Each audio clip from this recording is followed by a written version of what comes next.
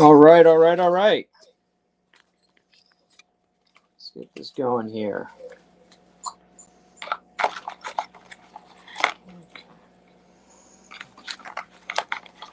Throw that in the living room. All right. Can everybody hear me? Do we have sound?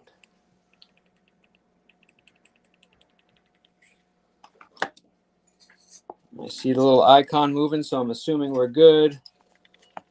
And we got somebody quacking in the chat. Great. Perfect.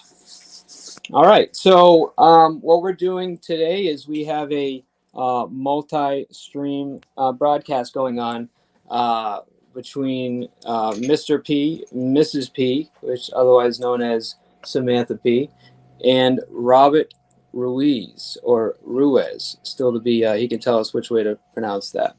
And what we were talking about, which is the reason I wanted, to do this, is we had a really good conversation going on about politics, but more or less how to fix some of the issues that we're seeing today in terms of inflation and what we consider, or I consider, a modern form of slavery, which is, the average woman or man going to work and just barely getting by and just being in a constant cycle of barely making it, and why we're in the situation.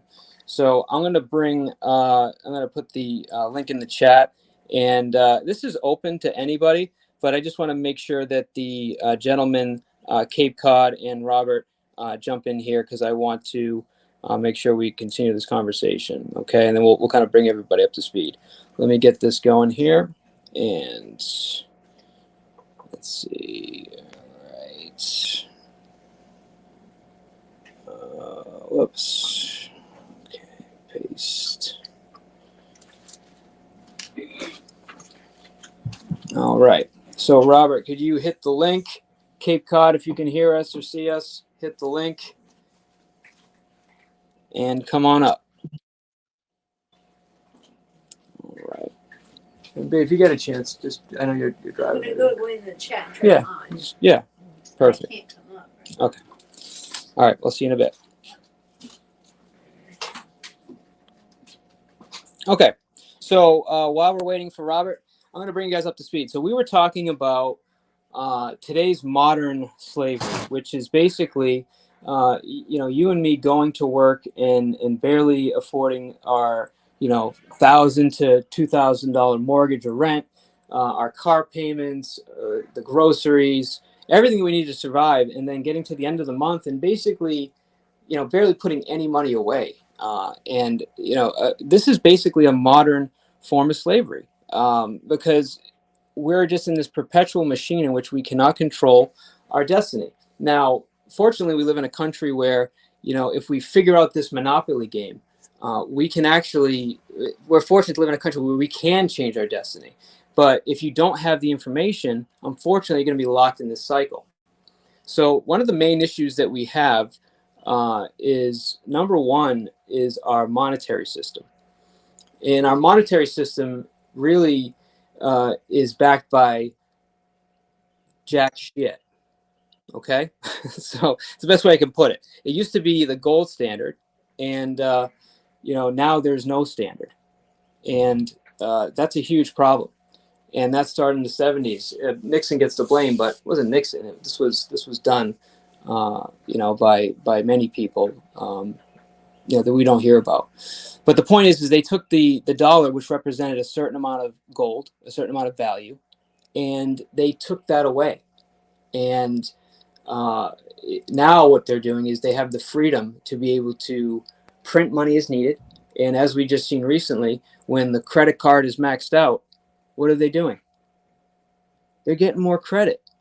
Now, how are you guys? Do you think if you ever maxed out all your credit cards, you don't have anything, and the only way to continue paying for stuff is get more credit? Do you think that MasterCard, Visa, Chase, do you think they're giving you any extra money? You think they're giving you a credit line increase, even if you're paying, all your bills? If you're maxed out, if your credit utilization is 100%, you think you're getting any more money? I'm not really answering that question because I think you guys know the answer. I can't tell if Robert's here. So, Robert, I'm going to give you if you can hear me, I'm just going to text you the link. So just bear with me, okay, bud? And then just come on my side so I can at least see you.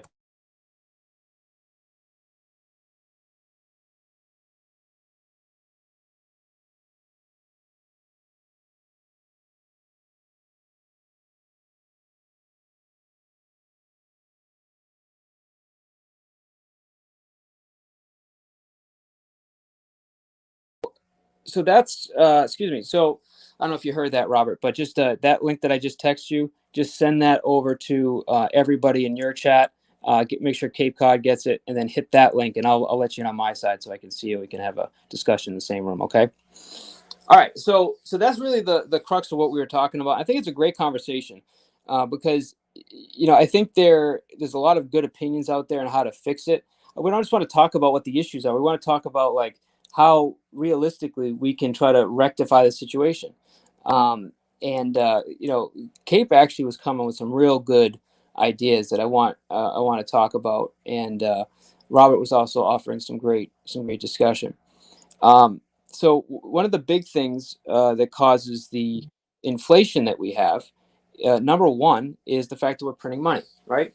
So by printing money, you essentially say your money is not worth anything, right? It's just a piece of paper that you can reprint and reprint.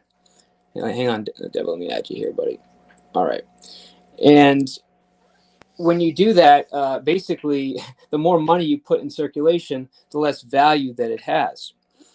So that's number one. But it's not just the monetary system that's the issue. The other major issue is corporations. Okay, we are slaves to the corporation, and what I mean by that is corporations. What they've done is they have built a giant business model that literally sucks up all the little businesses around it. Businesses that are your mom and pop shops cannot compete with the likes of Walmart, with the likes of Amazon. They can't produce the product at the price.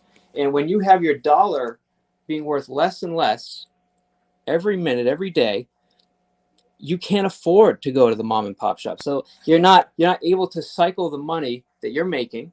You're not able to work for the company that's able to pay you a better wage and cycle that money back through the system. And it becomes a self-perpetuating disaster, really. Um, Robert, I know you just came up. I don't know what you're doing here, bud, but we want to try that again. Hang on. Let's see.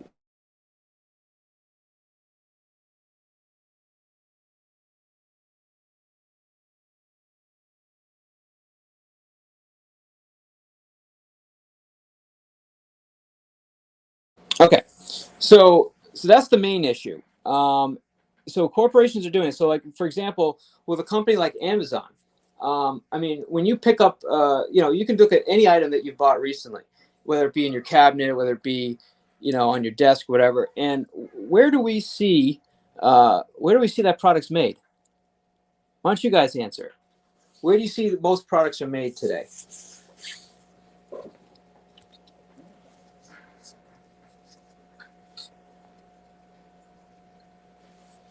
I'll wait.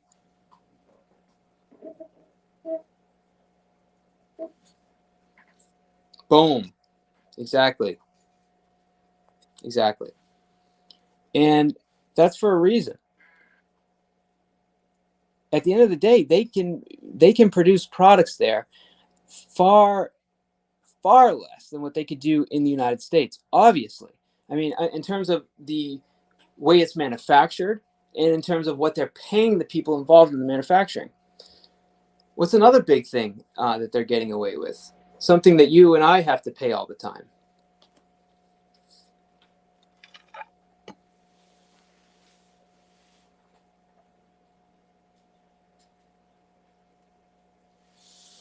What's another thing these big corporations are getting away with? And they're not paying what you and me are paying.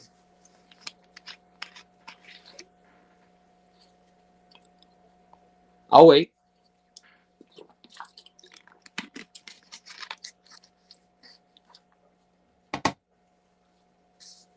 I'll give you a hint. It starts with a T.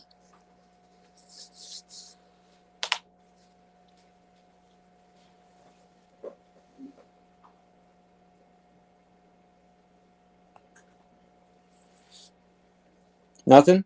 No guesses? All right, I'll make it easy for you. It's taxes, guys. All right. So what's happening is they're producing these products in parts of the world where they don't have to pay taxes.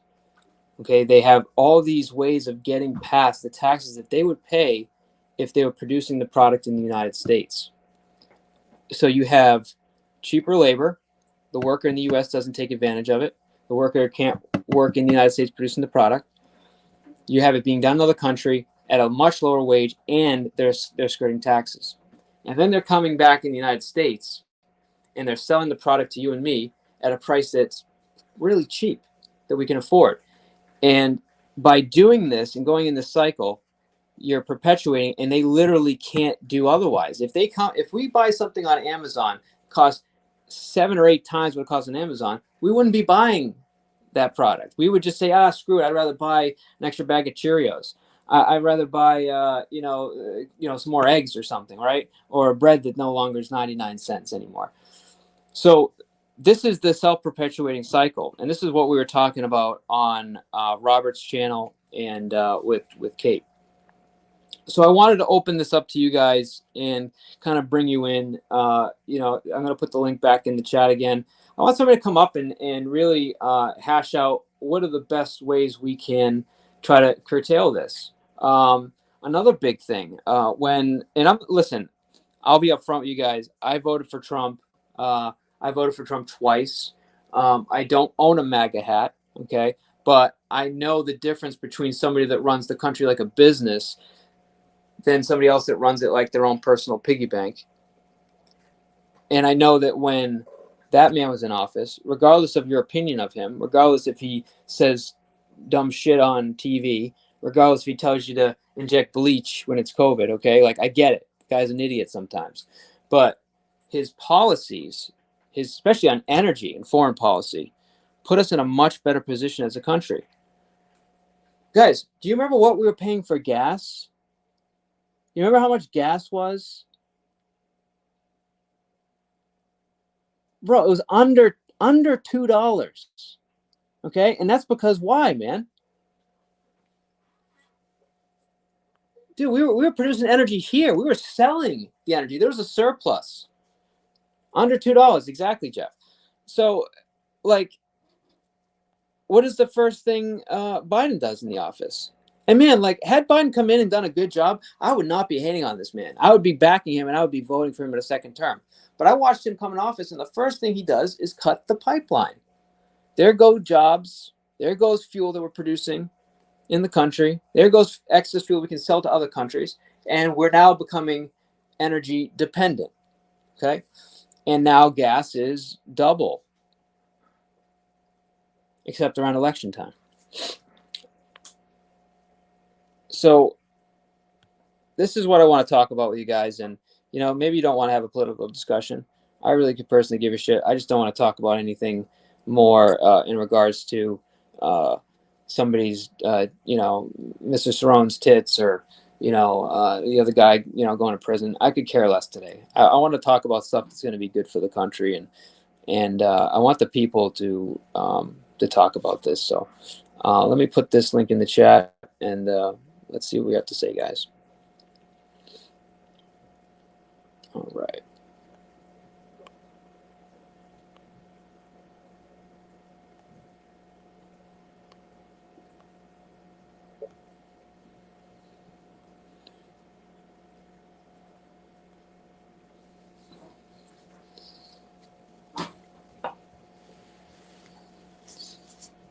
Okay, Arthur, I got you. Arthur, I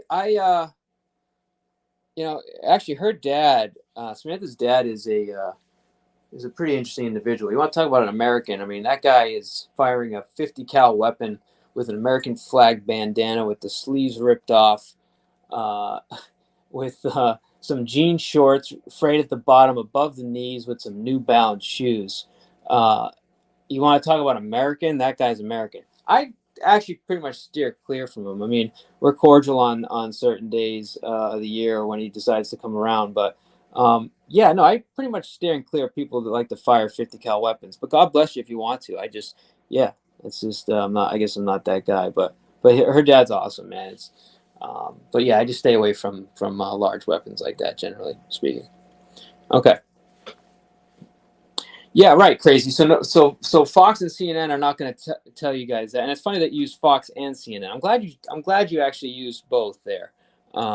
Crazy, because I know kind of you politically lean in a certain direction, and feel free, crazy, if you want to come up. But Fox and CNN are on two major sides of the political compass, and they're not really in the middle. They're not at the point of what was it, the oh my god, it's losing me now. But the Overton window, excuse me, that Overton window that really encompasses the two sides of the political, so the left and the right. There's a little range right with the center splits, and on the left and the right, and people within that window close to the center, they're also called moderates, but they're also logical people because they're not saying the extreme stuff that the left is saying or the Democrats. They're not saying the extreme stuff that the Republicans or the right is saying. They're really having political leanings that overlap. And to me, I would hope that everybody becomes closer to the center, because that'll help you hear the other side. But Fox News, CNN, they are on two opposite spectrums, and they have whoa, whoa, whoa, whoa, whoa, whoa. Jesus Christ, they have a political role to play. They're not really news anymore. All right. Hey, Vinny, what's up, brother? Thanks for coming.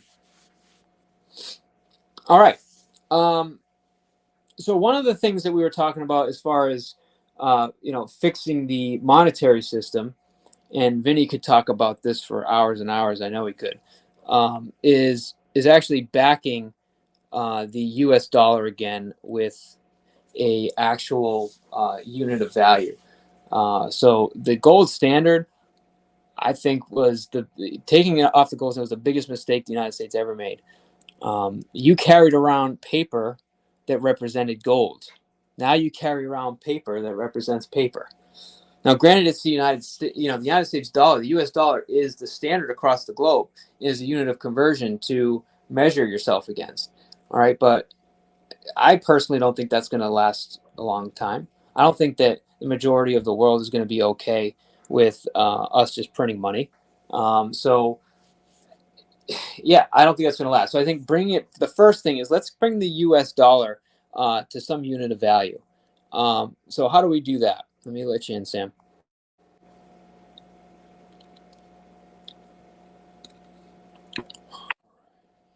Hey, babe. Oh, sorry. All right. Here.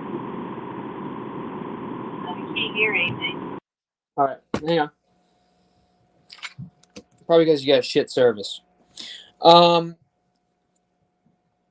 so yeah, we got to bring it back to the standard. And one of the things that Vinny really brings up a lot is the silver, actually. So, he believes, hey, Puffy, um, Chrome Dome Omega, great name, man. MGTOW Outlaw, all right. Black guy, what's up, man? Yeah, red pill, get it. I don't think I'm a red pill, though. I'm married, but my wife is really in the men's rights, so give me some credit. So bringing it back to a unit of metal, so gold, I think, but I don't think it's just gold. I think silver needs to be involved. I think bronze needs to be involved. I think all metals that have value with a limited quantity, excuse me, in the world, the value of currency should be attached to that. So we can stop just the idea of, okay, I'm going to just print a bunch of money here, and that's supposed to represent a unit of gold. Now, I think one of the biggest things, and I get a lot of shit for this, and I truly believe this is the way to fix this, is not to just say this paper represents this weight of gold, but to actually control each unit of money.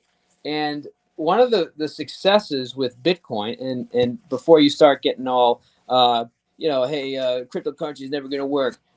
I could give a shit if it's going to work. All right. What I'm saying is the idea behind blockchain. So basically saying this dollar is this exact unit, and you can't replicate it. You have multiple computer systems and multiple systems that are going to verify the actual validity of this randomly. Okay. And it basically says that this dollar, this unit, is actually legit. And you can't just make more. You can't just create the same unit. Similar to the way digital art works, where you have an art piece and you say, wow, I really love this piece. But what's going to stop somebody from just hitting, what is it, Command F or V or whatever, copy, and then remaking it and selling it for the same amount? Well, you can't, because that has a specific number based on blockchain. It has an ID, and that piece can never be reproduced as that unit again. And that's where you start creating the value.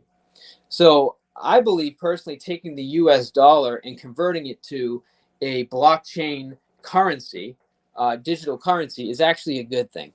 Because right now, we're just representing ones and zeros. We're already doing digital money, guys. All right. The only thing is we've left it up to the banks, and we left it up to, FDIC to manage if shit happens. But at the end of the day, we're still using digital money, except now it's still with ones and zeros. That can be hacked, it can be changed, or that can be reprinted, and then it's or overprinted actually, and overproduced to the point where it becomes valueless. So I think that's number one, is how we fix the monetary system. And please, if you don't agree, like, go ahead, prove me wrong. Let me see here, Samantha. All right, can you? All right. Yeah, I accidentally clicked out, and then when I clicked back in, I couldn't hear. Yeah, that's all good. Just keep.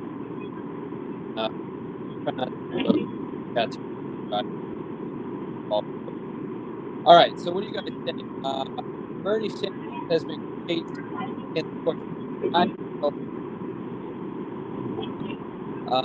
all right. So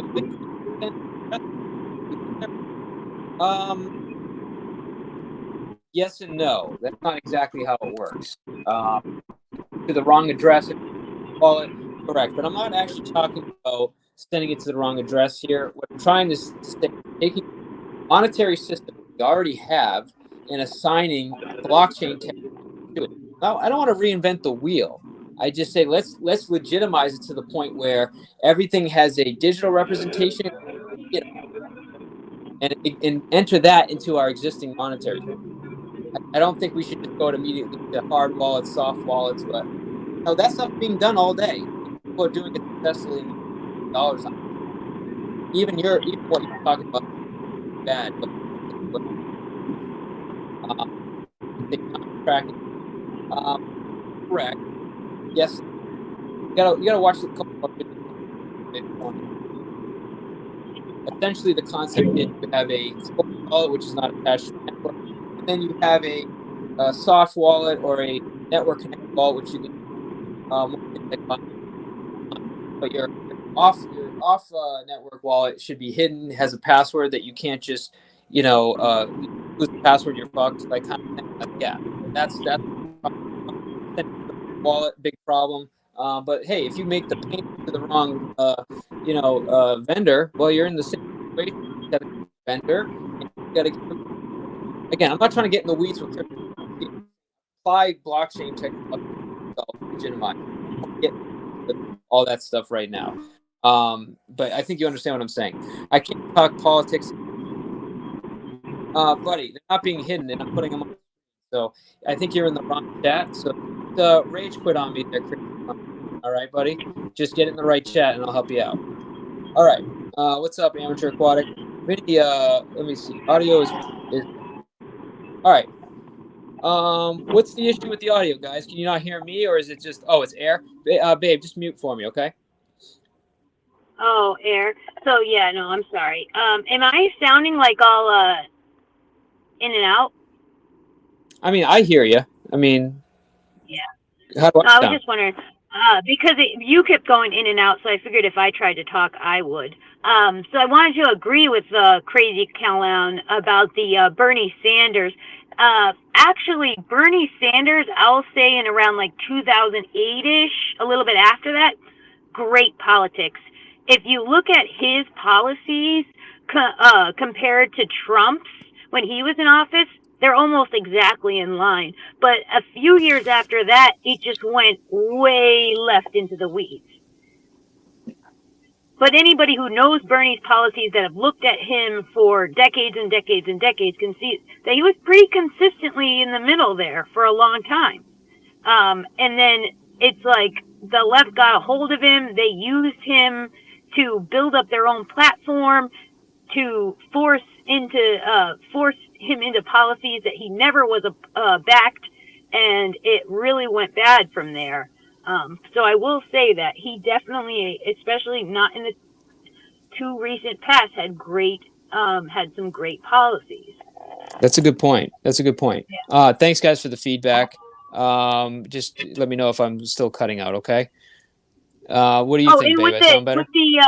No, you sound a little cut out to me, but that was only because of the area that I was going through. But I did also want to say, Crazy Clown. Apparently, a lot of people's are. They're saying that the comments are like on super sensitive. So I don't know what that is. Like any little thing, any little type of comment, unless it's 100% clean, is gonna get auto held. Yeah, guys. So, like, just try to keep it a little less emotional. We're on our third stream. We're just messing around here. I'm sure there's some kinks. I went into my chat and I took all the stuff out that, you know, you could say whatever you want, but this is a multi-stream. So you may be here through Robert, you may be here through Samantha P, or you may be here with me. And I can see all the comments here running the stream, but depending on what you know who you came and whose channel you're here on, that there may be a setting off, which we'll work out. Okay. But just bear with us, okay? But look, I can read you, Crazy. I'm putting you on the screen. I left very thoughtful comments, and they were hidden. So again, man, you know, if you're using, we don't know why. If you're using any sort of language or something, it may be cutting out. Just bear with us. I can see what you're saying, and I'm putting you on screen, okay? Isn't pro-Trump is being blocked. All right. Well, look, we'll try to get through it, Crazy. We can't even do that. You can't even set it like that. Yeah, it's not like that. But just try to just put what you want, and if it gets through, it gets through. It's YouTube. All right. Thanks, Jeff. But let's continue the conversation. So, so Bernie Sanders was kind of in the right direction. My thing is how do we change? So Vinny kind of agreed with me. How do we change the monetary system where we can get it to modernize and have value, where we're not going through this massive inflation, which is really a business model for the U.S. And then change it to the point where we're not constantly trying to afford everything that's getting more expensive. We're not working for a similar wage from the 70s with a small increase, while, you know, expenses have skyrocketed since that time period. And how do we change corporations to come back into the United States and start producing things here so we can hire people here? They can make money, they can spend money, and then actually, you know, feed the system the way it was designed to be fed, instead of just, you know, funneling all the money to the top, essentially. And it's not I don't think there's one way to do it. I think there's a lot of ideas that, you know, are good, but it's going to be a process of changing the way our capitalistic system works. And in capitalism, unfortunately, you know, the way the tax code is written, the way, you know, you're incentivized in the United States to sell at the lowest price by, you know, changing your location of manufacturing facilities, you know, using outsourced employees at a much lower wage, no benefits. The way that system works, it inevitably is going to have to come to some kind of, you know, change, because you can't continue in this direction indefinitely. Sorry, I'm just getting distracted here. So it's been bad. Okay, Biden ruined everything Trump did. Okay, I got it. AI is going to make politics much worse.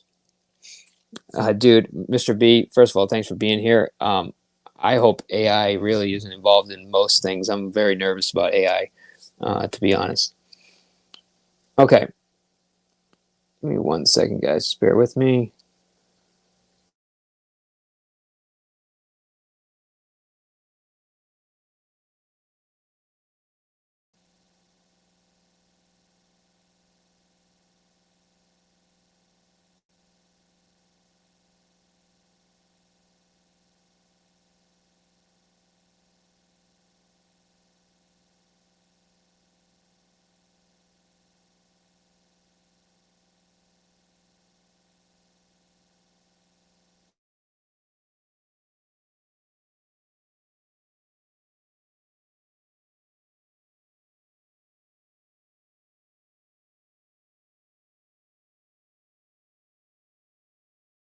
Can you guys hear me? All right, there we go. So how do we fix this? How do we change the system? And I want you guys to think about this. Uh, and don't be like, there's no wrong answer here.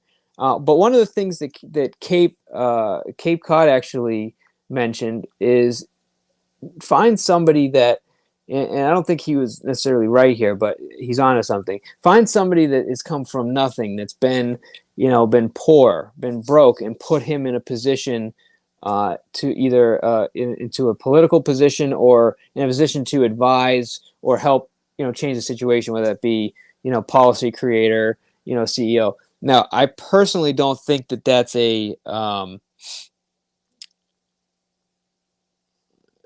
yeah, dude, no. Um, Personally, I don't think that's a good idea, but he's not far off. One of the reasons why Trump was popular is because, like I said at the beginning, he wanted to run the country like a business, um, not just like his personal piggy bank, and he wasn't a career politician. So he broke stuff, man. I mean, you want to talk about a bull in a china shop? He made a lot of mistakes. He pissed a lot of people off, but at that time we were in a much better position in terms of our economy, affordability, inflation, fuel costs. I mean, you name it, we were in a much better position. International relations. Of course, I know some people are going to say, "Oh, the countries were laughing at us. He's the first orange president." Okay, come to me with something like legitimate. Don't tell me they're laughing at it. I could care less what another country does if we're doing well. All right. But that's how he ran the country. So I don't think Cape is wrong. I don't think somebody that isn't successful financially should be running the country, but somebody that has come from that position, that started with nothing and then created something successful, should be running the country in some form. There's no reason the Jeff Bezos of the world should not be running our country. The Elon Musks. It just, these are guys that are brilliant, and they didn't just like get handed shit. You know what I mean? Like, they literally built a business from nothing. And when everybody told them that it wouldn't work, when they had to spend every dollar that they had, when they had to sleep on the job because they were working 20 hours a day, they got through it, man. They rode that wave, man. They got through that adversity. And now we see them as just these uber rich men, but at the end of the day, man, they earn that position. So why can't they do that for our country? So I think that was actually a really good point that Kate made. No going back with globalists in charge. Yeah. Would love for you to expand on that a little bit.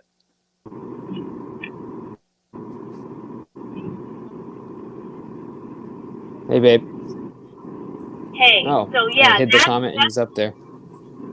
That's actually kind of what I wanted to get into next, which is I think we really, like, as a people, need to move away from the idea that we're going to somehow get a hold of the country and that voting is going to be unfairly.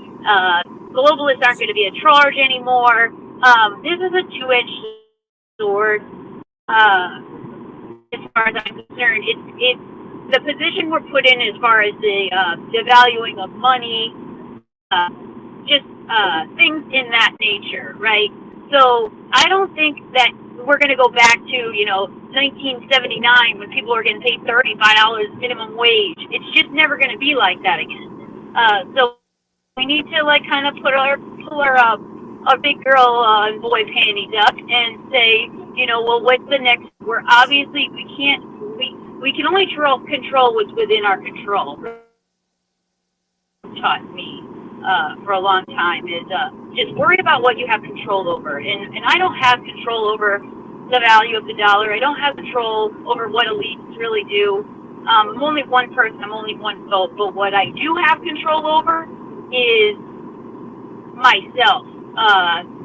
Being able to be controlled over my my finances, live minimally, not above my means, working hard, and not being sold advertisement of, oh, you have to have the best car and the newest clothes and the newest phone and all of these things, and learning healthy coping skills and not being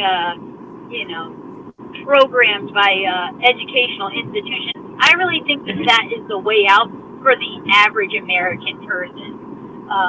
That's what they can control. They can control, however they need to do it. But these are the things, small habits in their day-to-day life that they can work on, rather than these huge problems. And I think that a rising tide raises all ships, if you know what I mean. And if we can all as individuals be a little better, be a little more self-controlled, worry about real values and less materialism, I think that the country as a whole will grow mentally, you know what I mean? Yeah, for sure. I agree with you. Welcome, Robert. Hey, well, yeah, I was having some technical difficulties. There must have been some real technical difficulties, bro. Yeah. I'm glad you made it. I wasn't that technical, but then I got caught up in doing something as well. So. Oh, dude, don't worry about it, man. I'm glad you're here. What Hey, about hey Cape? everyone! Did we lose I Cape? wanted to say hey everyone in the chat, and Vinny, you want to say what's up to Vinny as well? Did we lose Cape? Did he not make it? He's not here. No. No. I don't know if you can see your stream or whatever, but I was going to tell you to send him the link to yours, but don't sweat it. I mean, I'm sure he's watching it on yours. Yeah. Or maybe he'll figure it out. But okay, so let's go over a couple of the comments. So I was kind of bringing them up to speed, Robert, what we were talking about. We're at the point which now we're talking about what we can do when it comes to corporations. I've already covered, monetary system problems and some ideas to change it. And now we're kind of getting into the discussion here of different things we could do. And Sam, just made a couple good points there. So we're just kind of going through it here. So let's go. I like this comment here. So you have the banks, the media, the corporations who are controlling the show. They have moved businesses overseas. And how do you undo this massive web? Well, that's the question. So, right. I'm asking you guys, how do you think you can change this? Right? Or not maybe you personally, but how do we actually change this? And I think one of the ways we have to change it is with the tax code. Because right now, the tax code is really meant to be exploited. It's written in a way where most corporations can get away with paying a much lower tax. And I don't think that it's necessarily wrong, because one of the reasons if we change the tax code, we're going to scare the business away and they're going to go and try to, get away from taxes. So, but we need to change it in a way that does incentivize them to come back, where maybe they pay, I was going to say, they pay higher than they pay in other nations, but overall it's pretty still high here. So what I mean by that is they're still covering, the top whatever percentage of businesses is still covering like 80-90% of all federal income taxes come from these tiny few people, and the bottom 80% covers like 20% of the taxes raised. So it's really not that they're not, quote, paying their fair share. They actually are, but it's just that they can still get so much of a better deal in other nations. Yeah, you get what I'm saying? Correct.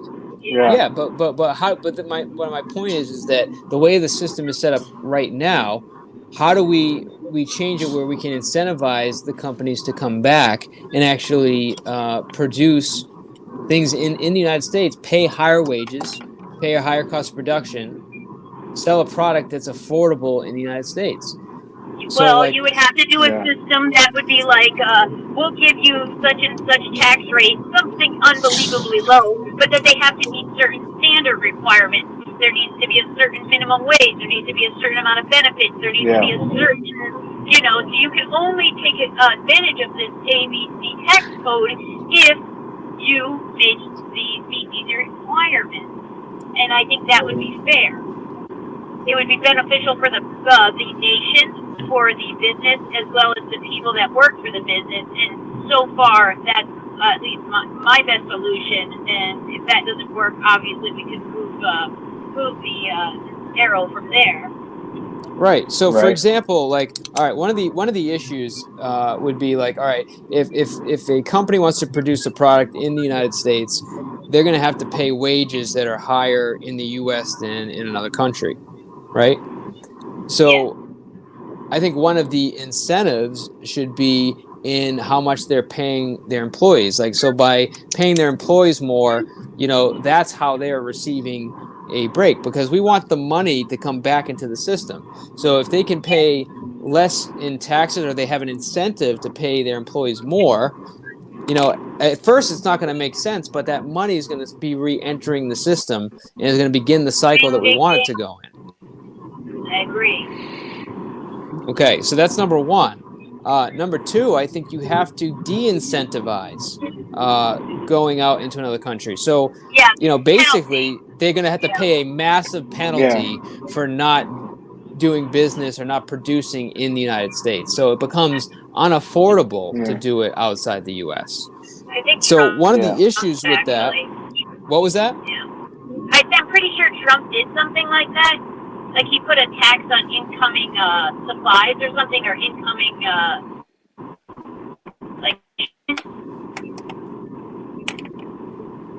I forget. There's a specific word that I'm looking for, but there was a tariff. A tariff. Yes, a tariff. That's the word. That's the word I'm looking for. He did put tariffs on incoming outside nation supplies and stuff. Right. Okay, so that's huge. So basically something to that extent where you can change it from a macro perspective, and then inevitably it'll bring money back into the system. All right, so that's that. But in the process of doing that, all right, so now you have the money system's being changed. It's hopefully stabilizing. You're bringing businesses back into the United States by penalizing them from not producing products in the United States. They're going to incur a higher cost, but they're going to get it back by paying the employees in the United States as like a back end write-off or incentive, however you write it into the tax code. But by paying the employee a much better wage, they're inevitably going to win on the backside by doing that. Kind of all on the same page, or okay? 100%. All right. Yeah. So, and we're just riffing here, guys. We're not. What's up, Drew? And Arte, you can come up too if you want. All right, so that's kind of two things, and this is not something that's going to easily be done. Like, there's going to be a lot of issues in the process of making these changes. Right. Another thing that Kate brought up that I thought was very good was the fact that we have a kind of a border situation, right? And I'm not saying, hey, throw up a wall that's 1 million feet tall and lock the door or whatever. Maybe that's the way you do it.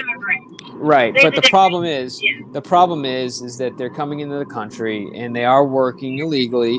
They're getting paid in U.S. dollars and they're bringing it back into their country, and they're not spending it in the U.S. They're sending it back home and then exchanging it.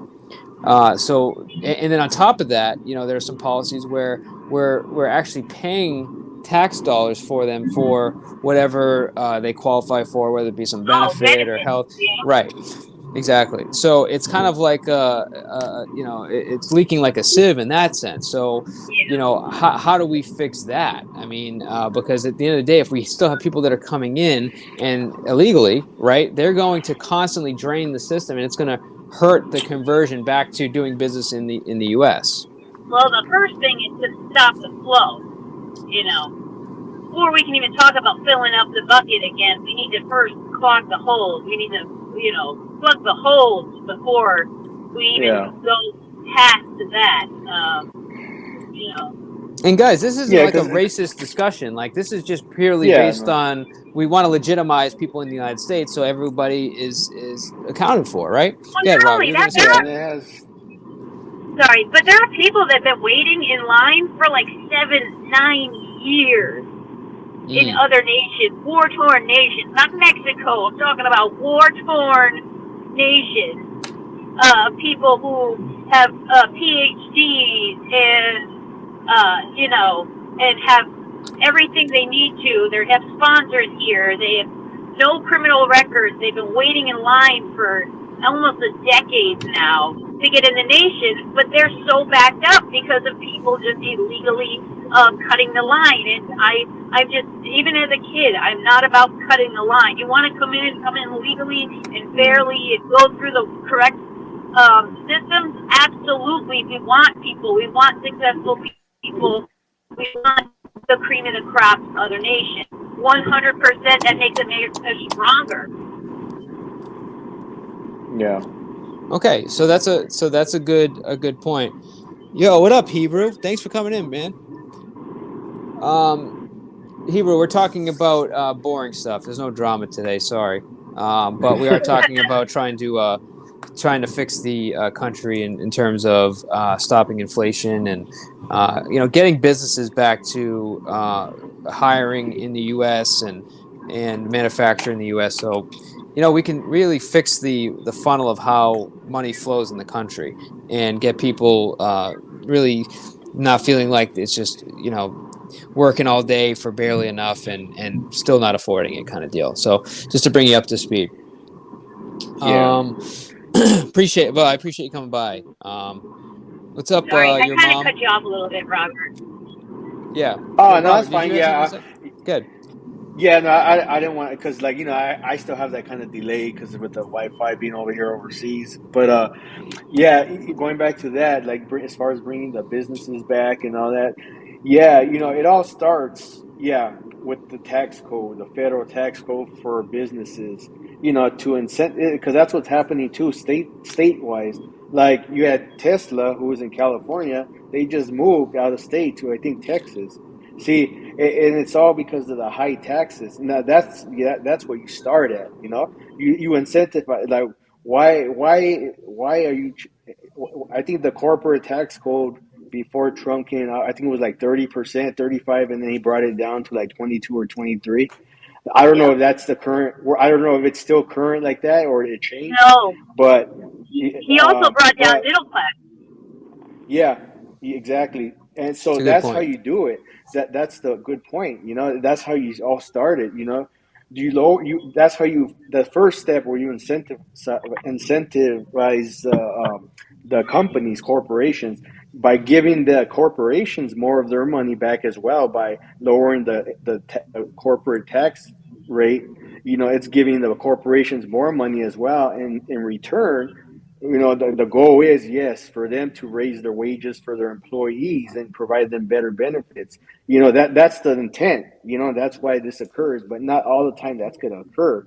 It's all a broader picture, though. You can't say that that's going to happen. But yes, and like you were saying as well, there has to be decentralized also. Okay, if you guys are going to move your corporations overseas or something like that, then there's going to be big penalties because we need hiring in the U.S.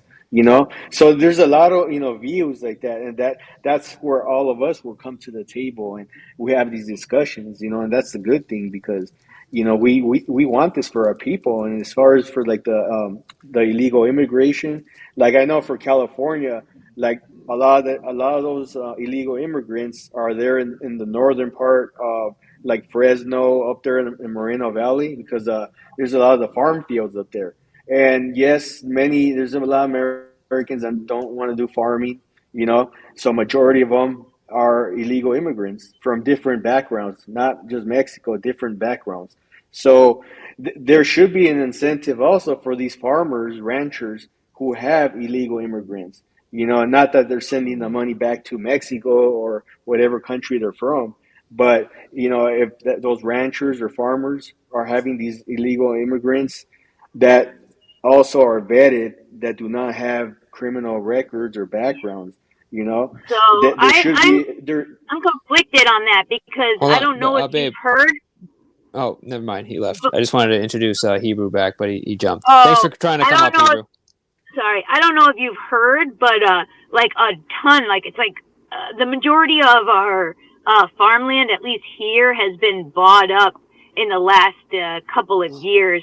A bunch of their farmers have lost all their farmlands because they financially cannot keep it. Even when they're hiring illegal immigrants at lower wages, it's still so expensive, and they're just being they're just being pushed out, and all of this farmland has been bought up by Bill Gates. And if you look at like the farmland owned by Bill Gates Yeah, I alone, heard of and look that. at it, yeah, I mean he owns a lot of the farmland, like a scary amount of the farmland right now. That's a scary thing also, and there's a reason why he's doing that. It's not just like, Oh, oh, I I want to know. buy it, I want to buy it. There's things in the background that people do not know about him, and that I know guy everyone's gonna is a call me a shady guy. conspiracy theorist.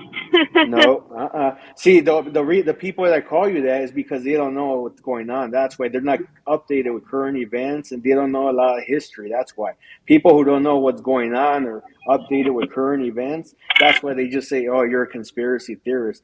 No, but then if you know your history, the background of these individuals and what's going on around the world, the economy, then you would be aware.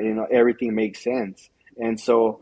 But yeah, we kind of went off topic a little bit, but that's what to that point, yeah, same thing. But the ranchers, like a lot of the Chinese are buying land close to our military bases as well. Yep, in I don't Texas. approve of Yep. that. Yep. Yeah, so we're not actually off topic. It's actually all part of the same topic. Yeah. Did you have something, babe? They're not only buying the actual land itself, they're actually buying the topsoil and shipping it back to China in containers. I've actually been Yeah, I watching heard that. a lot. I've been watching an amazing documentary. I can't remember. I think his name is Serpita or something like that. A channel called Serpentina, something like that.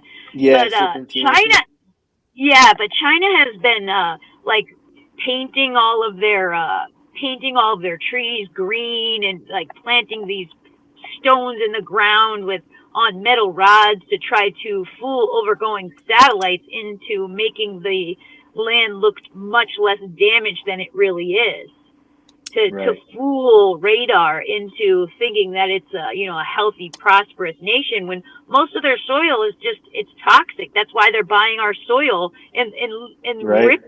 ripping it up and shipping it back in containers, which I can't even imagine how expensive that is.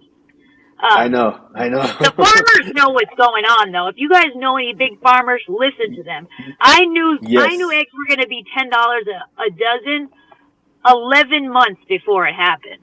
And this is because of speaking directly to big farmers that told me directly, this next fall, they will be $10 or more a dozen. How did they know sure that? Enough, How do they know that? Expand on that. Because of the feed.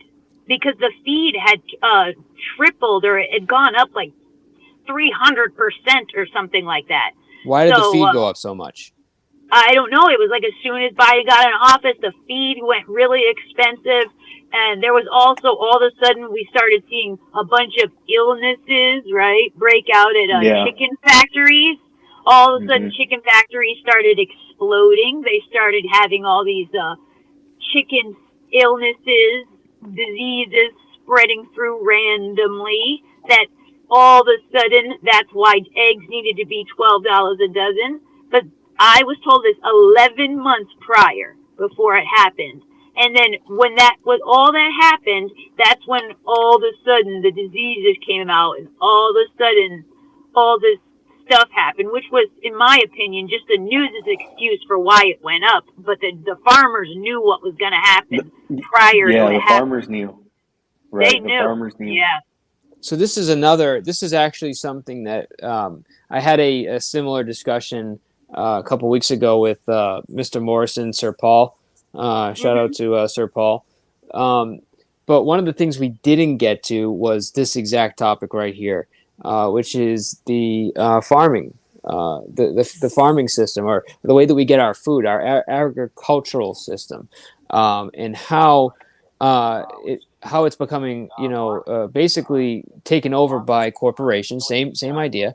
And the small individual local farms are being taken over by massive corporations that produce, beef, certain vegetables, Monsanto products, genetically modified foods that affect the environment. The insects are involved. So this is one of the most crucial parts, I think, of what we're dealing with, is, taking the power from the people away from producing their own food and giving it to, big corporations to then sell it back to you at a price that's unaffordable.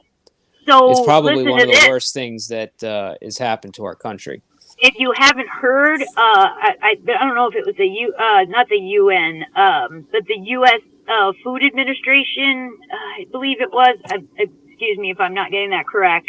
They want now everyone in the nation, they want to make a list that anybody who has a personal garden of any size needs to now register your garden with the government. Really? Why the freak would you want to do that? Why would they need to know that information? The only reason you would need to know information like that is if you're trying to tax whatever's being grown. Why else would you need that?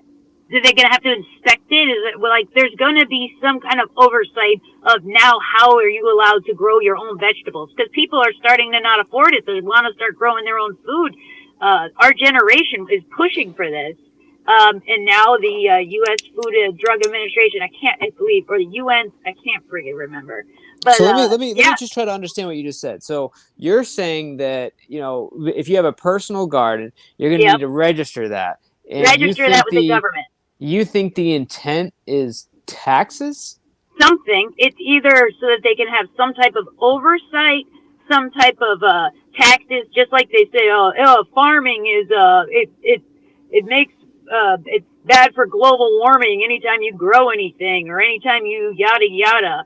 And I think that is the main thing, is that they're going to try to put some global warming tax or something like that. Okay, and I'm not trying to be fresh, but I'm really just trying to understand this, because you're saying the same people that are responsible for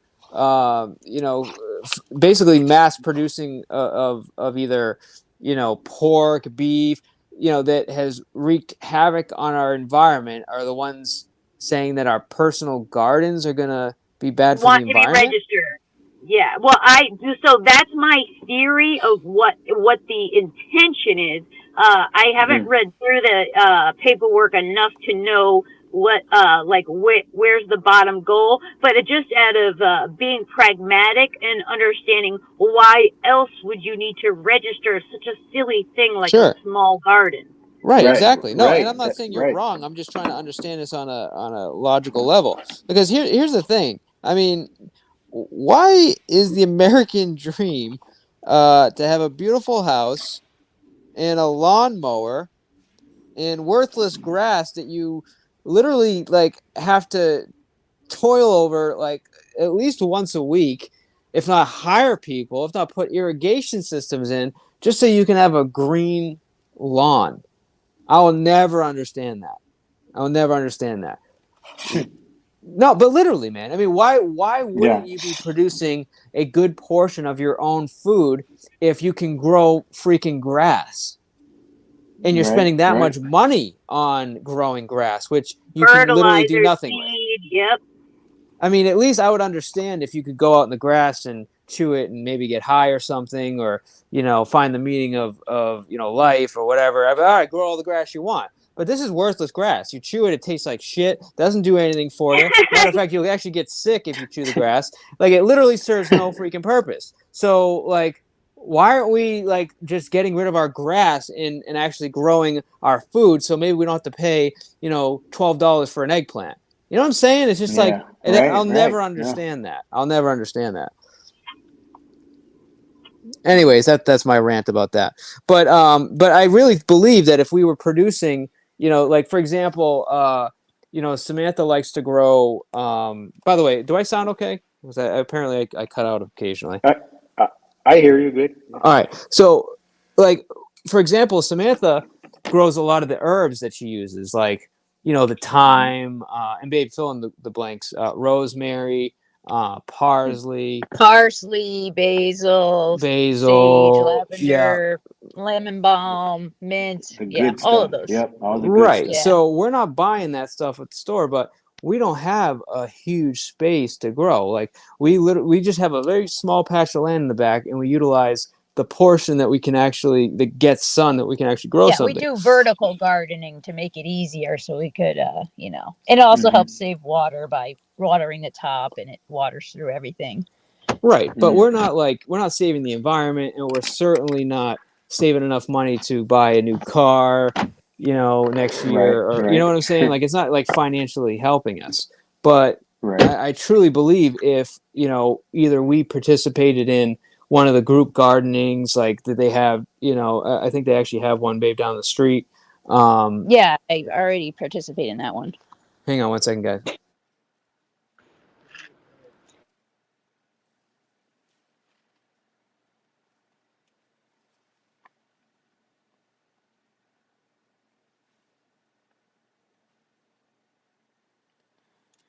Yeah, corruption is real.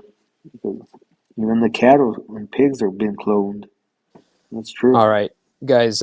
Miss Samantha just came home, so we're just going to run the audio through us, so through my stream, so we don't create an echo and blow you guys out. But I truly believe if there's like local gardens around here.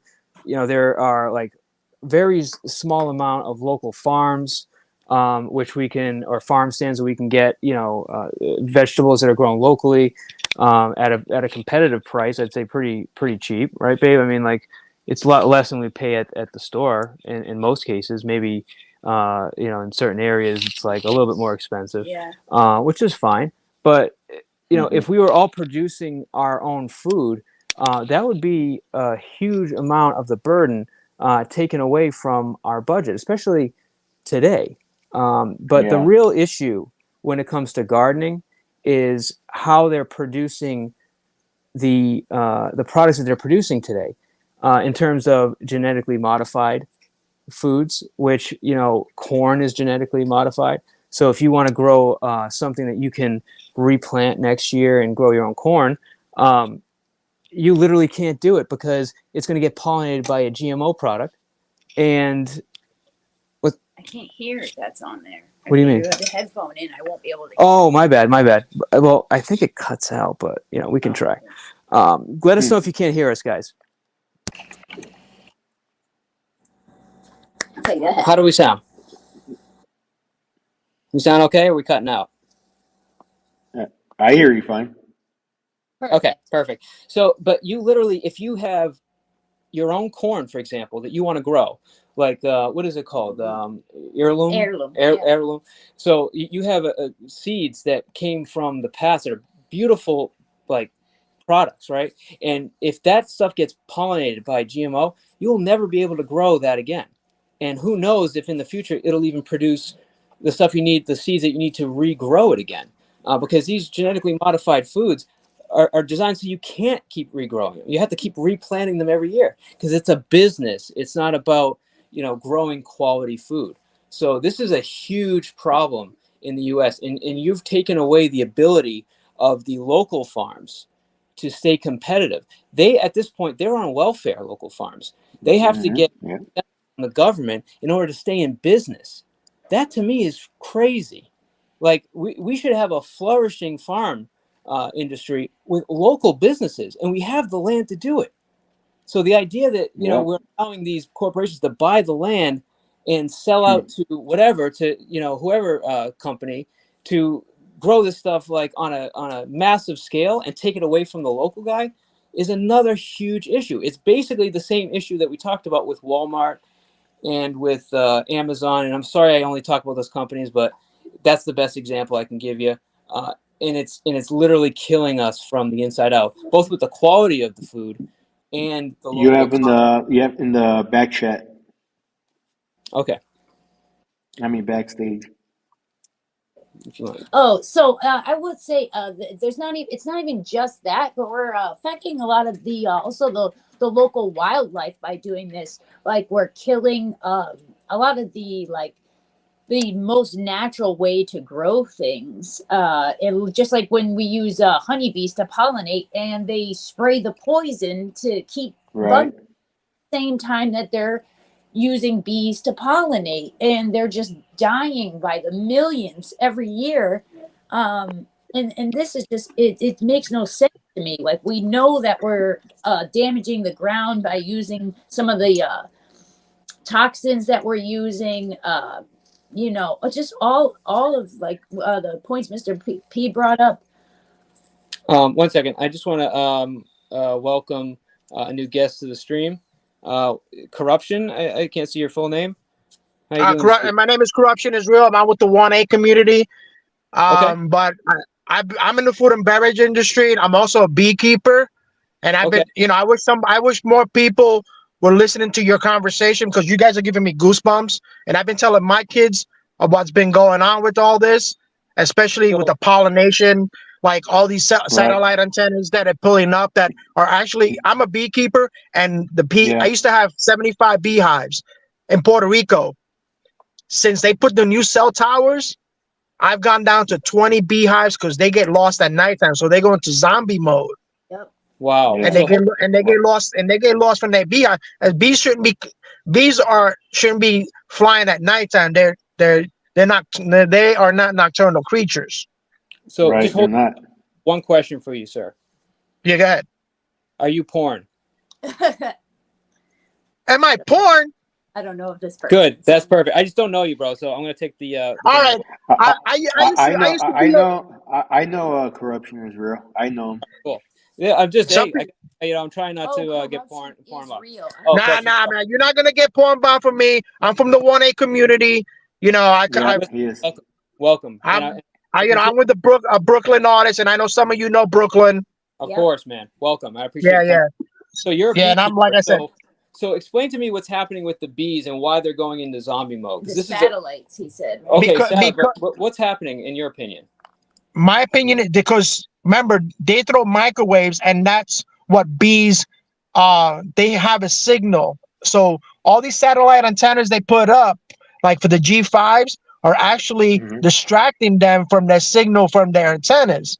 So they, instead of them going straight to their beehives, they go to the left because, oh, what's that over there? Is somebody calling me? So they get lost in their wavelength signals. Okay. You understand what I'm saying? Yeah. No. So I've Yeah. heard similar to that. I've also heard that the bees that are pollinating these manufactured, species of plants or varieties of plants is also having an effect on them. I mean, what's your opinion on that? Like the G12, for example. That is correct as well, because we're using so much chemicals to modify the DNA of all these plants and these fruits. It's incredible that the bees can't pollinate something. They're like, oh, what? It's like you tasting something that's supposed to be sweet. All of a sudden, like, oh, this has like a little foul taste to it. It's like you eating sugar and you eating aspartame sugar. Like you're gonna notice the difference, and you're gonna act different to the flavor of it. You understand what I'm saying? No, absolutely. No, let me ask you. You're a beekeeper. You just keep a local bee, basically. Yeah, I have 25 beehives on Puerto Rico on the island. Okay, perfect. And you're producing a product through that? Yeah, my honey is dark as molasses. It's dark. Why is it dark as molasses? Because there's about 45 mango trees in my backyard. Mm-hmm.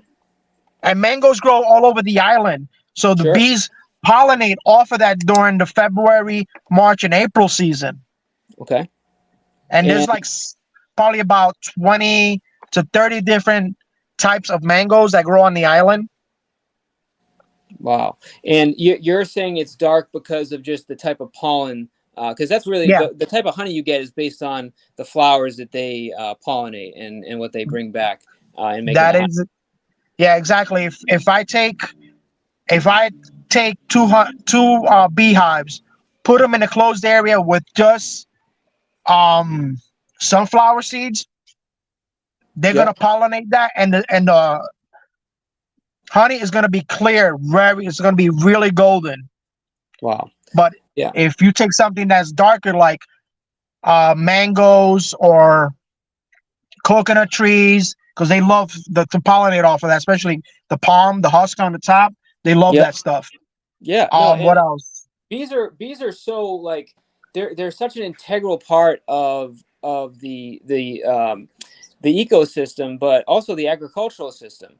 Yes. I mean, you as a beekeeper, you know that they've actually at this point they're hiring companies to bring like rent a bee kind of situation where they're literally dropping them off in the different seasons of growth for like the almonds and the different products as they grow across the U.S. and they're literally moving from area to area and dropping the bees down so they can pollinate their crops. I mean, am I off base there? Or is that basically what happens?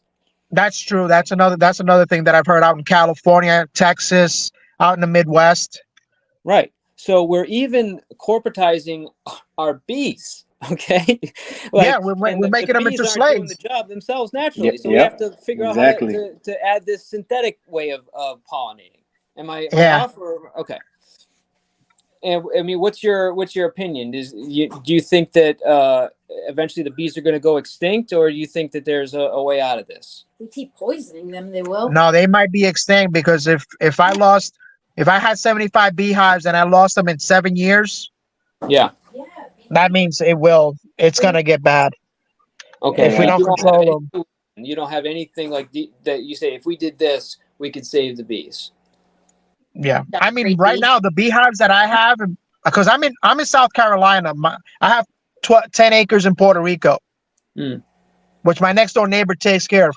The beehives that I have, they're covered with aluminum around their hives, so that's how the microwaves get in. And at night after 6 o'clock, my next door neighbor takes care of my property. What he does is he gets a little piece of wood, closes the door on it, and they don't get out till 6 o'clock in the morning the next day when he takes out that little piece of wood from their little latch. Okay. I got That's the only way I can save my 25 hives for the last 5 years. Wow. Mm. Wow. So like what happens if we lose our bees? What happens? We all die because if you don't pollinate the corn, we don't pollinate any flowers, nothing's gonna grow. Well, right now they're trying to replace them with these small little drone fake bees. No, essentially. don't even tell me that. Yeah, and they even have farms Yeah, I've seen where that. they take like little cotton swabs, like ear swabs, and they Yeah. actually pollinate the things one by hand because it's that bad right now, Michael. It's literally that bad. So we're worried about polluting the planet and global warming when in reality we're potentially losing all of our food because we don't have the bees to be able to pollinate it. No, Like we actually could die that way before we die from global warming. Is that kind of what I'm hearing, or what do you guys think? yeah, that's what you're hearing.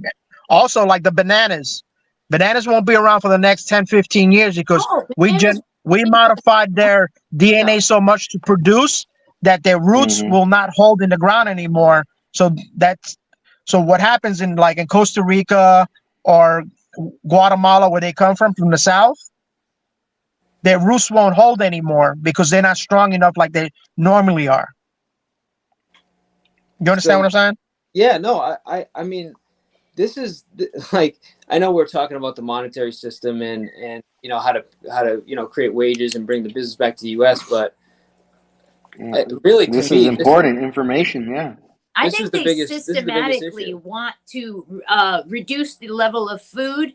I think that this is, I know, blah, blah, conspiracy, but this isn't the only thing with the bees and with overpricing food, but also with, I don't know if y'all have heard, but they're talking about trying to essentially illegalize rice. And I don't know if y'all know, but a huge portion of the world, especially the most impoverished, live off of rice. Rice is Exactly right.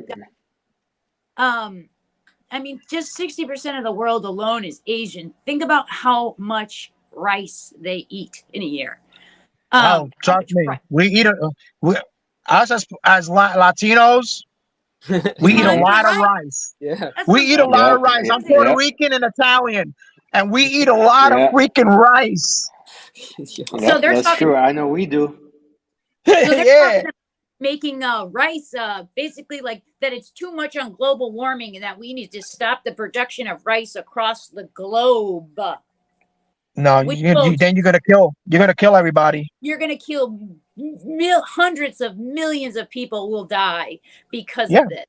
And I because they think couldn't do it with part the of the plan pandemic, so was they want to plan that something else lower the now. population.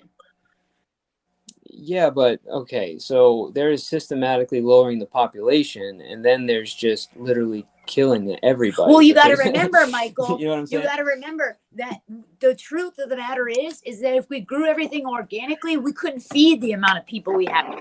Well, You know, listen, I'm not saying grow right? everything organically.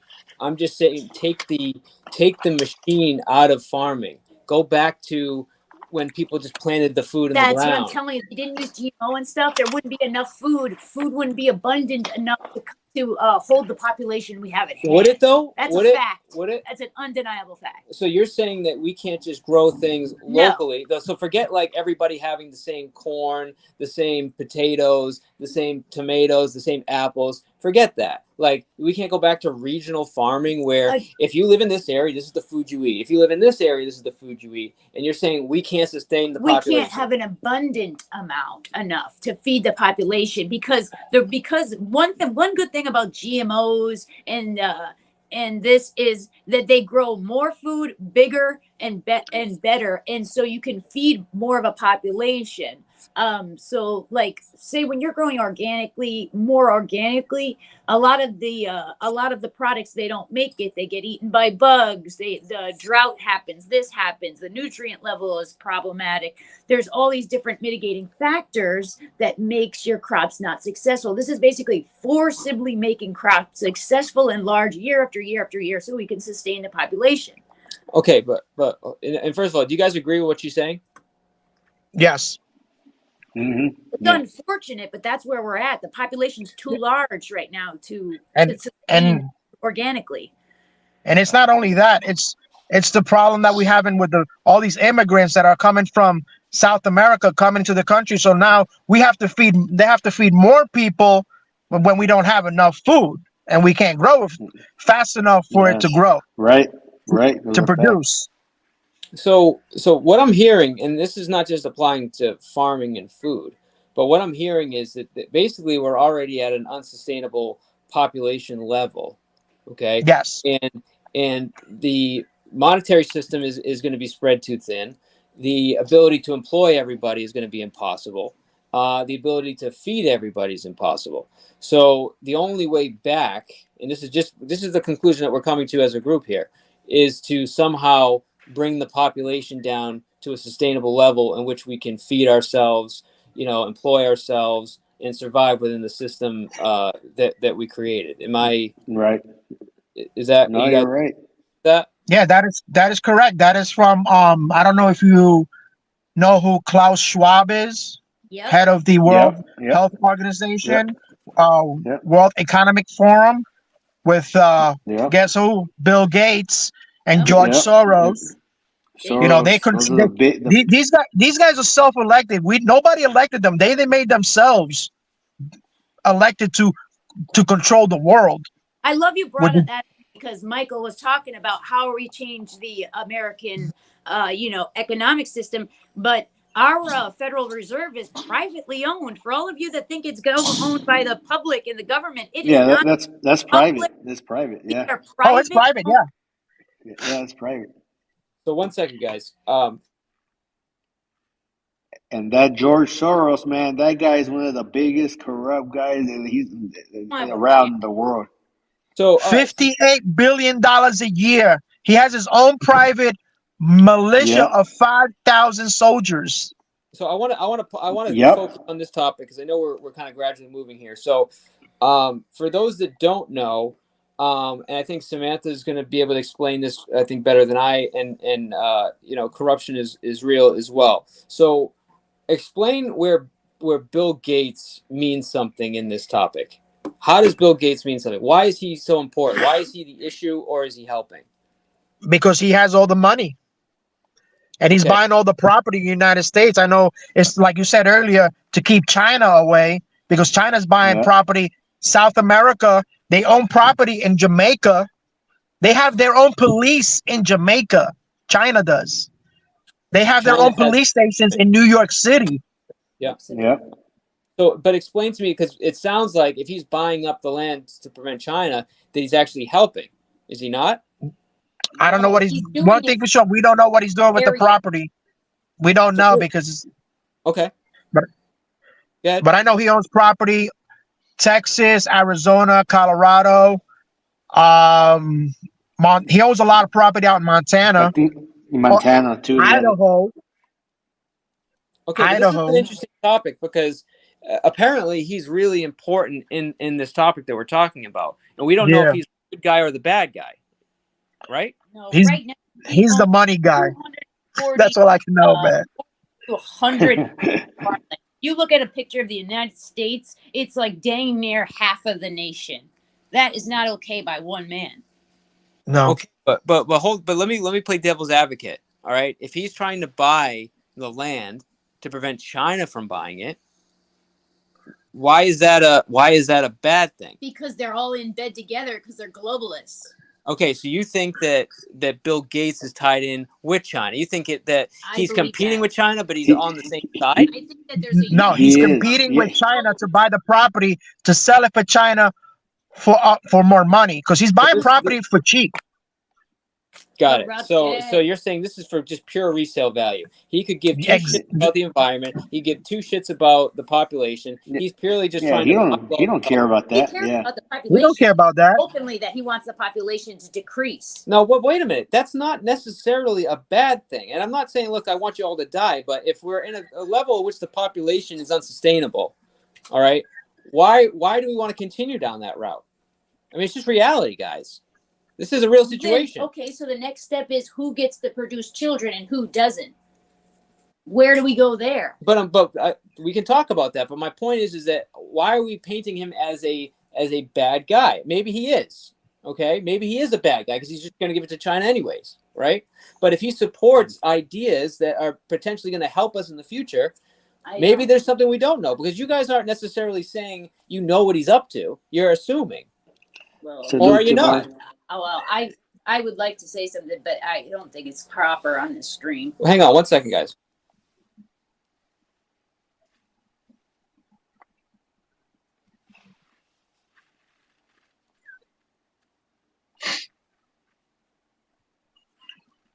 All right. I just wanted to hear what you had to say. So potentially what Sam is talking about can be controversial because it does involve race. I'm not going to get into that. Just, if this is a free speech platform, so if you know something you want to say, I mean, I'll allow it, but it's not like it's I don't think you're not saying you hate people. You're just trying to state I'm saying a that fact he's that's happening. open. He's open for illegal immigration. He promotes illegal immigration, and he tries to shame other people of other races to not produce children. Okay. And that is sketchy to me.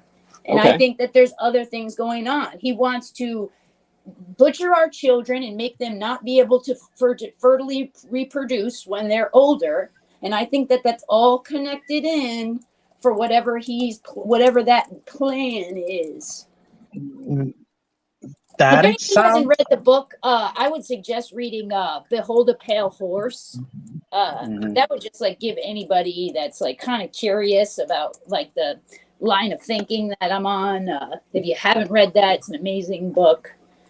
Okay, so and again, I'm just trying to understand this because I'm trying to keep it under the discussion of how do we fix this situation. So you guys are basically saying Bill Gates is the bad guy. He's basically just trying to buy the land from everybody else, George Soros, whatever, and he's trying to buy it purely just to sell it for profit. Okay, and then he also wants certain people to reproduce and certain people not to reproduce based on race, is what you're thinking. And ideology, who will vote, things right. like that. So how does that help or hurt? Like I'm just trying to tie this together. The point is to destabilize the nation so that you get more socialist and communist votes. Just for votes? Well, I mean, votes, to help put more power in him and eventually destabilize things, then people will Mhm. want mass control of government to bring things back to order, which makes us give us our own rights up for security. Okay. All right. So there it is right there. And that's what ties the knot. So Yeah. so basically what we're hearing is that he's just tied into the same problem that we have going on in the entire country. Am I Globe, correct? Or just In the globe. world? In the world. Yeah. He also purchased, what was it, 2,000 acres in Hawaii. Yep, in Hawaii. So now all these people that live there that paid $100,000 for their home, now they can't afford their taxes because the property value just went up because Bill Gates bought it. So all these people that have their homes that they're local to the island can't afford the taxes because now instead of them paying $2,500 a year in taxes, now they're paying $25,000 in taxes. Well, technically, if the value of their home goes up, they should be able to either A, sell for a way higher price, or B, possibly rent it out and be able to sustain their home and pay those taxes. But that's just a way to, like I was saying before you got here, I think corruption is that. I think that we may need to stop thinking about these huge problems and start thinking, what can we do and what's in our ability to do with what we have immediately, I gotcha. Right. That's right. we're already in, rather Gotcha. than how are we going to take over the world and reset it? Like, that's so much beyond each of our control. Well, Right. it's way out of our control because right now, I don't know if you know what BlackRock is. I don't actually. Yeah. BlackRock, it started back in the early 2000s because I used to work with Merrill Lynch. I Okay. worked with Merrill Lynch when the stock market crashed in 2008. The CEO of Merrill Lynch at that time was in bed. He already had plans to move over with BlackRock. Okay. That's when all the companies started to change, like Goldman Sachs, Merrill Lynch, all of them went underground. Mm. Now they went underground, but BlackRock started rising. Now they just recently, less than 6 months ago, they purchased Ukraine for $46 billion. Oh yeah, all the consolidation is what you're talking Somebody about. in the chat actually mentioned this. Yeah, so- Yeah, I'm the one who mentioned that. I'm like, Oh, it was you. Okay, great. Okay, Awesome. yeah. and people didn't believe. Yeah. Well, Glad you're here. And people didn't believe me. I said, Google it. And Yeah. I had about 2,500 people drop jaws. They're like, dude, this is real. Like, yeah. And the state of Georgia, also had to do something with purchasing part of Ukraine. Wow. What does the state of Georgia, have to do with Ukraine? Well, I mean, and again, trying to stay on topic, but the Ukraine, at the end of the day, is the breadbasket for that area. I mean, in terms of its ability to produce a variety of products, and also more importantly, oil, Military. strategic hey, military. Tommy. There's a lot of salute. things going on with Ukraine, which is why obviously Russia's interested in it. Why Biden administration is tied in and been working with them since 2016, which has to do with the laptop. There's a lot going on in Ukraine that we don't understand. It's not just a random thing. Obviously, if BlackRock is interested in it, Russia's interested, China's interested, U.S. is interested in it. There's a huge value there. What I'm worried about is that that's just another international version of what's happening in the U.S. It's another company taking over, the country's ability to produce their own goods and oil, food, and whatever else they're producing there to support a variety of nations. Well, we know that's it right. wasn't UN. I mean, it wasn't part of the,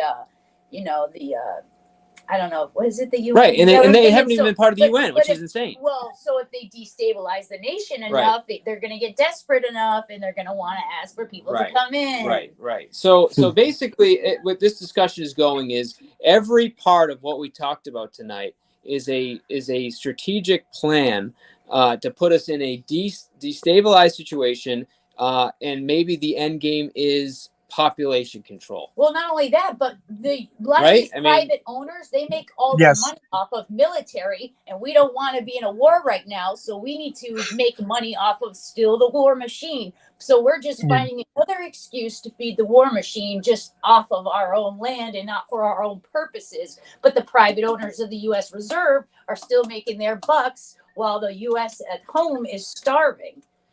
Okay. Oh, yeah. Correct. All tied in Facts. Yep. together. Facts. That's fact right there.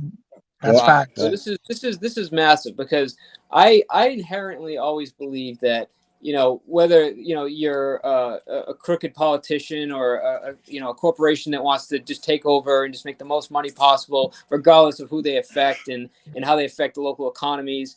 I truly believe there's always a reason for something. Where I guess where I'm having trouble pulling it together is, why would all these, you know, corporations, powerful people, globalists, why would they just want to destabilize for war? I get it, to feed a war machine, but how does that help even them in the It long run? enriches their families. But if their families aren't going to be able to eat, they're going to be in an area Their that's families destabilized. will be fine. Yeah, but if they're going to be fine in a bunker. I mean, I just don't get how it all pieces together in a long-term solution that works out for everybody, including them, or just them. I mean, can anybody answer that question? I think that when you got that much money, you got trillions of dollars in the bank, it doesn't matter what's happening on the outside. You'll be in a bunker, but it'll be a mansion bunker. All right, so you're basically saying that these people are always just trying to consume everything just for their own personal gain of their own And then family after that, and screw everybody once else. the That's what we're population saying. is small, they can control it. It's like a king. It's a very small group of kings, and then they only need to fight it out by themselves at the very end. The end game of Yeah, population. because ultimately, ultimately, All the peasants at it the bottom. doesn't. Yeah, ultimately, yeah, to them, it doesn't matter. It's not really about the money no more. They're already billionaires, Tell me, almost Mr. B. trillionaires. So it's Tough yeah, it's Tommy. not about the money. It's not about the money anymore to them. You know, they already got their billions, and so it is in the long run. We were talking about, it is the population, the control. It's that power in it that they want, that to maintain that order. You know, the big, you know, globalists and stuff. It's not just to, you know, like you said, you know, it's that population, that control of the people, and it's ultimately going to play an effect in the near future. You know, not saying this year or next year, but you know, in the near future, sometime. This is the intent. You know. This Right. has been Yeah. going on for 100 years. They have had these warnings in place since the Yeah. 1920s. Mm. Is when I first started seeing videos come out saying the exact same things, that this was the plan and that it was going to take a certain amount of years to take over the religions, and then it's going to take a certain amount of years to take over the institutions, and a certain amount of years to take over the minds and the hearts, and then Yeah. they literally dot piece by piece, and this is what Behold a Pale White Horse really breaks down, is the files that were found and the exact plans that were written out on how they're going to Mhm. execute the plan. Wow. Yeah, since Yeah. the early 1960s, they've been planning, especially like with the Philippines and Puerto Rico and the Dominican Republic, where the government was doing illegal testing on Right. women to make them sterile. Yep, they did Hey, that Ruru. too, for the Yeah. syphilis virus on black people. But see, where I have trouble tying this together is, like, for example, right now, if you're like on welfare, you're depending on, you know, government assistance, food stamps, you know, the works. Why are Right. you incentivized to continue having children financially, if that's the case? To overrun the nation, because they're You can't have both. You can't have both. You can't have population control, and then you can't because if incentivize you people to a have certain children. population that has Yeah. low education, high crime, it's going to destabilize the nation more. So this is just a grand plan to screw everything up. Is basically Yes, what that's we're what they saying. want. They want it to feel unsafe, to feel like you can't, you know, those things, broken families and stuff. This is why the court systems and the family court systems are set up to break up families. You incentivize breaking up families. Yeah. That's Yeah. never good.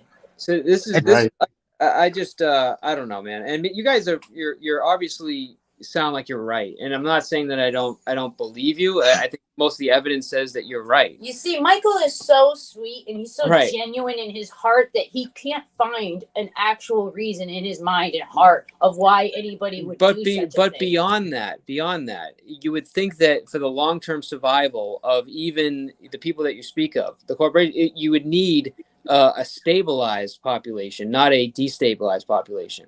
Because if it's stabilized, these companies aren't making money because people don't give a shit about the economy anymore. They're just worried about feeding themselves and killing anybody that comes close to them, tries to steal their goods, the stuff that they store. They'll have all the power, and we'll be all the peasants. You know, the richest man to ever live in the world lived like 300 years ago, and it was a king in Africa or something, and just him going shopping in the afternoon ended up destabilizing a whole nation. Like, that's how much money this guy had. This is the type of power they will have when they're the 10 people left and everyone else is eating crickets off the ground. And that's what they want to do. They want to make us eat crickets because they put it in, supposedly, they want to put crickets in our Doritos and chips and who knows what else. So, oh yeah, I know. What I basically want to kind of like close this out, but I don't want to close this out in a negative light. I really truly want to figure out, and whether it's a pipe dream or not, or maybe it's just me being naive, is there a way to either take back the control or change what's happening? Or are we just too far? We're not ready. Are we too far No, gone? it's out of control, Mike. It's out of control. Yeah. Facts is, yep, those are the facts. It's already out of control. It's it's already out of hand, For the last 20 years, it's been out of control, especially back in the AIDS epidemic. Like, Fauci had something to do with the AIDS epidemic back in the early 80s. And then my mom tells me, oh, go get the vaccine. You need the vaccine. I'm like, do you know who's behind the vaccine?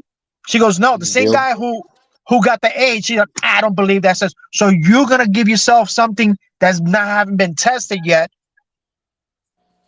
yourself. Not only that, but Obama and Biden invested a lot of money in producing that COVID vaccine, that COVID testing in China. We were American tax dollars went directly into those testings. And another amazing thing that if you don't know, now you know, is that they started mass producing COVID-19 home test kits in 2018.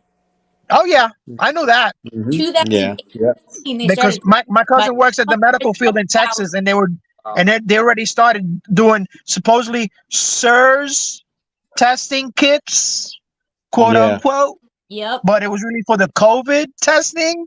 And then another thing is that these COVID tests, they ring positive for like 12 different viruses, 4 of which are the regular flu. Right, exactly.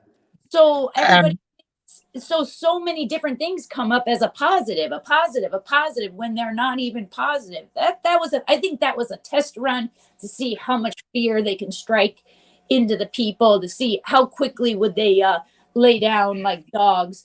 But what Mr. P was saying up and wrapping up about do I think that there's anything we can do? And I say, I don't think right now, because I don't think people are ready. They can't even control their own day-to-day lives. They can't live minimalistically. They can't practice healthy coping skills, or even being nice to one another in a day-to-day small meeting. So I don't expect anybody to have any huge undertaking if we can't, as people, first work on ourselves and then work together as a group. So I think that's going to be our first step, is working on ourselves. And like I said earlier, a rising tide raises all ships. And if we can all make ourselves a little bit stronger, then we can be strong as a group. Wow. Yeah. So that's what actually, that's funny you say that, because Martin Luther King said that. Did he? Yeah. Really? It's funny how things tie together like this. I just didn't want to be rude to some of the chat. I know we've kind of been ignoring it. I've been trying to highlight the comments. Southwest Jeff has been, bringing up a lot of good points. Arthur Fleck, Mr. B has been killing it with facts to bar. Thanks for coming here, Cyber Cyber is toxin. Cybertoxin. Dude, great to have you. Appreciate you coming Cyber's through. awesome. Rue, Arvero, thanks for stopping coming by. Arvero. Guys, it's we're just beginning here. We got a lot of issues we're trying to work out with the stream, but we appreciate you kind of working through some of the issues. But guys, I think this was a great topic, and Yeah, no, it has been. Yeah, and it has I'm so been. happy that you came up because your perspective is so valuable because you're in the trenches, man. You're seeing it from so many different levels, from just being being just a regular guy like us, and also being part of part of the agricultural system that we're fear is going to be potentially going under if we lose the bees. We'd And love to have Right, nope. right, and he's seen it firsthand. Like you said, Yeah, he's on the front lines, and he's seen it. The root causes of what is the drop in the bee population and the causes. So it's good to have a person that's right there on the front lines, coming from corruption is real. 100%. Yeah, because like I was saying earlier, Yeah. I had 75 beehives for over 20 years. As soon as they put the G5 antenna on top of that mountain in the middle of the island, my bees started going crazy. I'm like, where are my bees? I want to get some honey. There's nothing. Wow, that's crazy. The honey, the double deckers. I'm like, where the hell they at? And I found out and started doing research. At nighttime, you would hear them because they all flock. When the bees all leave, they all leave with the queen all together in the big swarm. Wow. Right. Yeah, no, And you hear him, and it sounds like a trimmer at nighttime. Like, you're like, who the hell's cutting grass at this night? And they were actually looking some other place, and they would all go different directions and just drop the queen, in the middle of nowhere. Wow, man, that's crazy. I didn't even know that. Testing this with 5G, and I've heard this from a lot of different people that 5G is bad for our health, and for it to affect bees like that, I'm sure it's not a good sign. Not at all. Oh no, I'm sorry to get off the topic as well. I don't know if you didn't know that. What is it in Palestine where they had that chemical rain track? Yeah, the train wreck. Oh, The government is trying to buy the property from the people now. Who is? The government is trying to buy the property from all these people where they got all infected for cheap. Oh, I'll give you 10,000. I give you 15,000 for your property. I'm like, it's a $200,000. It's a $250,000 home. You want to give me $10,000? Yeah, you kidding me? It's gonna be worth. It's not gonna be worth shit anyways, because who wants to live there if the air is poison and the water's poison and everything else is poison? Property's gonna go to shit anyways. But that shit is like, you're gonna buy property that you guys contaminated and you want to buy it back from us, and doesn't that sound suspicious? Well, it does. The corruption is real. That's what my channel is called. Corruption is real, and I got another backup channel called Report on Corruption that I just opened up a couple of days ago, which just exposing the NYPD. And I don't know if you watched a lot of the A1 community, like Long Island audits and everything that's going on in New York. I'm on your Corruption is real. I'm on your channel. Yeah, so I'm not. I think Sam could, but if you don't mind, if you could, post your link in the chat, and where. Oh, my bad, dude. Are you you're here on Samantha's side? Probably. Well, she's actually I'm on Samantha's side because she's I'm sub to her, and I saw it come up. I'm like, oh, I haven't seen Samantha pop up in a while. Let me go over there and go check it out. That's awesome. I'm so glad you did. If you could, you have his channel? I can get it right. Yeah, if you can text me, I'll put it in the chat. But everybody, when I put it in, I mean, there's not a lot of people here. I noticed that when we're not talking about Sarone's, boobs and, somebody going to jail. No, don't go there. There's enough shit going on. We don't need to hear about that. Those are facts. Those are facts, Mr. P. Those are facts.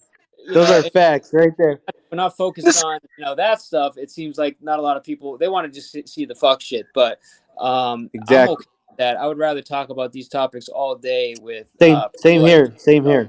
Same here. Corruption is real. Where would you, for people that are, kind of like-minded, see the stuff that you're seeing, like to talk about this stuff, where would you recommend that, we go to be a part of that community? I know the 1A is obviously where you're coming from, but are there, local channels that talk about this stuff, lives on bees? Nah, there's that nobody that talks about this that I know Yeah. of, because everybody's too busy worrying about what the government is, worrying about where they're gonna get food, like we're talking about, Right. they're trying to implement all these electrical cars and out in California and New York. It says New York you can't have a Tesla because where are you gonna plug it in? Wow. Right. Right now, the NYPD purchased 300 electrical cars. They don't have no charging stations. Wow. Yeah, no. So, I mean, listen, anytime you would like to come back, I'd love to have a discussion. And listen, if you know people that are in the trenches with you, or that beekeepers are I think would love stuff like this. People in farming, these are people that are going through the same stuff.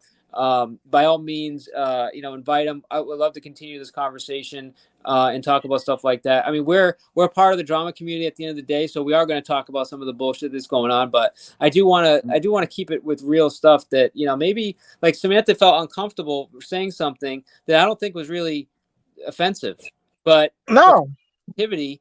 It's like you got to be real careful. But I think we should think about stuff like this and feel comfortable saying the things that are real and not feeling like we're somebody. So by all means, anytime you want to come back, man, you're welcome. I'm really. Oh, definitely. Thank you. I appreciate that. It's all about the safety, the future for our children. Because if we don't stand up for our rights now and do something, our children won't have a future. Right. And Arthur, same with Exactly. you. I Exactly. up on the channel, but I really appreciate you staying in the chat and all your feedback today, Arthur. I do see you, bro. Thanks for being here. So we're gonna close this out. Again, thank you very much, everybody, for coming in. We will be doing this again soon. I'll put the schedule up and notifications. Just subscribe, hit the like button. But guys, thank you so much again for coming through. And I hope that what we talked about today doesn't come true. I hope that we do somehow figure out a way to take the power back and fix, maybe just take the power back from the people that don't deserve it, man, because they're not taking care of us. We have to take care of us. And I hope anyone here in the chat, like if there's any information here that you're not aware about, or we encourage, maybe to look into it, just so, you could see if you could find any education on yourself, it's good to get this information. I know some also you got to do your own due diligence. Don't just believe anything that someone says, So Exactly. all the Do your information, research. yeah. So exactly. So 100%. So Southwest brought up something great, and this might be interesting to you, Corruption. He says the reason why that they're trying to sell all that tainted soil and land is because it's tainted with Monsanto chemicals and it's considered copyrighted. Oh really? wow! So I don't know. That's if that weird. I didn't. actually have to. Do I didn't know. I didn't know it was copyrighted. It is copyrighted. Yeah. So I know that Monsanto definitely has their own copyright. And they can even, that's how when one fertilizes or cross pollinates with another, you can actually, one farmer their crop can be now considered the other farmer's right, their rights. Property. Yeah. So things like that. So he brought up a great point, and that makes a lot more sense. Wow. So just that, because I know you were asking why would somebody want to do that. Well, again, guys, I'm gonna close it out, but thank you everybody for coming. Great discussion. I look forward to seeing you guys. Great discussion, man. I look forward to Next time we'll talk about apples. Yeah, man. And alcohol is I'd love to talk about apples and what you have to say. So we'll figure out something for next week, and I'll post it in there. Just subscribe to Samantha. If you're in the chat, you haven't subscribe to Samantha, Robert, myself, and we'll be glad to see you guys here soon. If you guys want to stay for a minute and hang out and talk offline, I'm gonna just play the video and close out. If you gotta go, by all means go. We're gonna close out the stream. All right, guys. Thank you so much for coming. All right, and God bless. God bless. Anytime, guys. Take care of yourselves. You too, man. All right, you too. Take care.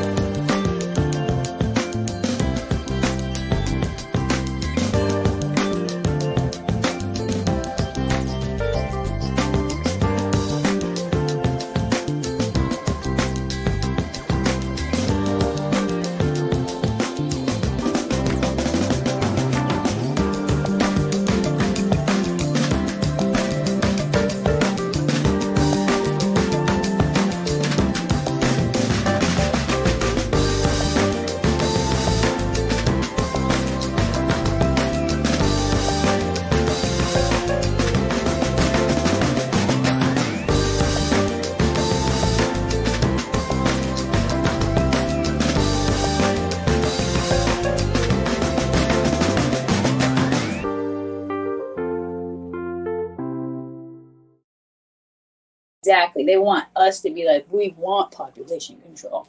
I believe that.